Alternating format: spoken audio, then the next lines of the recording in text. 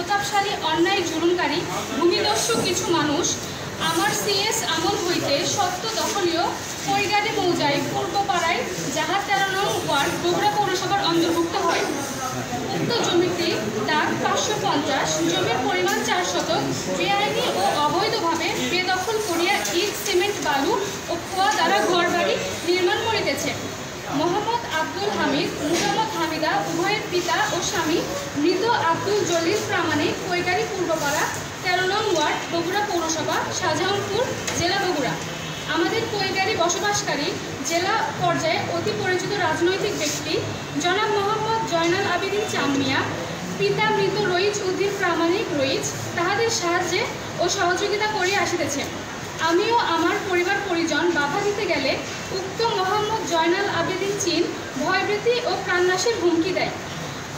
উক্ত মোহাম্মদ আব্দুল হামিদ ও হামিদা গত 16/4/2025 তারিখে সকাল অনুমান 9 ঘটিকার সময় হুমকি ভয়ভীতি দেখালে আমরা পুলিশকে অবগত করিলে পুলিশ তাৎক্ষণিক ঘটনাস্থলে যায় এবং অবৈধ কার্যক্রম বিরত থাকা হইতে নিষেধ করে।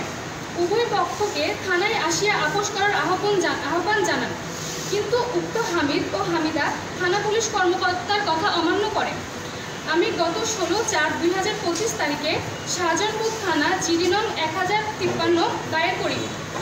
উক্ত মোহাম্মদ জয়নাল আবেদিন চাঁদের প্রত্যক্ষ মতকে জবরদখলকারী মোহাম্মদ আব্দুল হামিদ ও হামিদা আইন শৃঙ্খলা অবনতি ঘটাইতেছে, আইন অমান্য করিতেছে।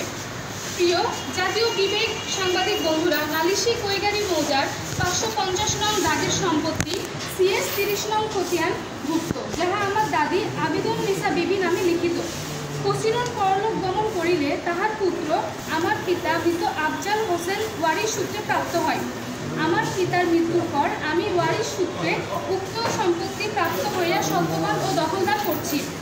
তাহার প্রভাবশালী রাজনীতিবিদ মোহাম্মদ জয়নাল আবেদিন চাঁদের প্রত্যক্ষ মতকে বেদখল করার জন্য তাহার লাঠিয়াল বাহিনী মোহাম্মদ আব্দুল হামিদ গ্যাং উঠে পড়ে লেগেছে।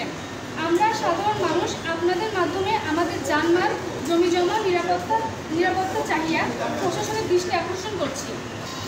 সিএসের পরে দুটো দলিল সৃষ্টি হয়, একটা হলো ঠনঠনে আলমদ্দি 85 শতক লাগে সিএস 30 খতিয়ানের থেকে, আরেকটা দলিল সৃষ্টি করা যায় অক্পু স্টেট মানে আয়ের উৎসব দিবে 54 শতক, আর আমরা বংশধর থাকবো আয়ের উৎসব দেব। এখন মসজিদের যে বেতন আমরা দেবো ওটার দলিলে প্রকাশ করা আছে, কিন্তু বিষয়টা হলো কি আমরা জমি বুঝা পাইনি, আমি অটো রিক্সা ভাড়া চালা খাই, আমরা জমি বুঝা পাইনি। এটা বিষয়ে আমি আজ থেকে 5-7 বছর আগে আমি তাদের কাছে মামলা করছিলাম। তারা মসজিদ কমিটিরা তারা মনে করেন যে কেউ সাড়া দেয়নি। তারপরে আমি বলছিলাম সাইনবোর্ড লাগাবো প্রত্যেক দাগে, তারা সাইনবোর্ড লাগাতে দেয়নি। তারা সম্পত্তিগুলো 9-6 করিচ্ছে, কিন্তু 54 শতক এটা কচিরন, এটা আমি তার নাতি, আমি তার দাবি করছি।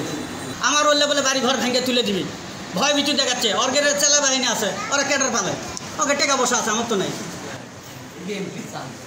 পুলিশ কি করলো? পুলিশ যেটা করছে, পুলিশ তো তার ডিউটি ঠিকই করছে, তার কথা মানেনি। তারা প্রশাসনের কাজ যায়নি। পরবর্তীতে আপনারা জানাইছিলেন? জি হ্যাঁ, কোর্টে আমরা কাগজ করছি, তো কোর্টে কাগজটা কোথায়? কোর্টে ওটা পুলিশ এন্ট্রি করে দিচ্ছে, হচ্ছে যে ওয়ারেন্ট বার হলে তাদের ধরে লেসি, তারা যদি না চায়।